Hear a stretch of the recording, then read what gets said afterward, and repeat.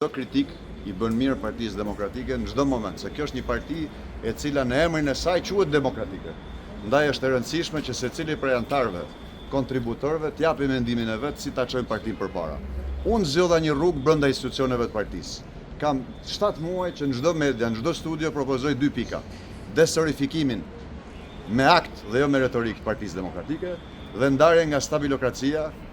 Ju keni parasysh rastin e mesazheve të Lubi Ballukut me zotin Berberi, se si përfliteshin emra përfaqësuesish lart Partisë Demokratike, të cilët ishin përfshirë tendera.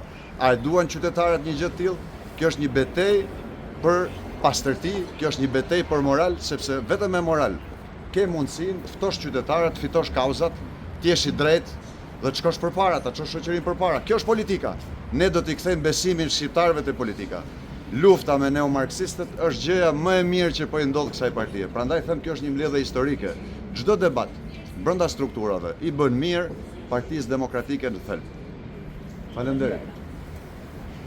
Media efektivisht kurse tektova mos pranimi I ligjit të kandidat.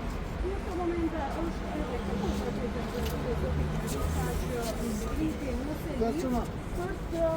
parisht në mbledhjen e Këshillit Kombëtar të Partisë Demokratike, kurse tektova janë dy tema të rëndësishme.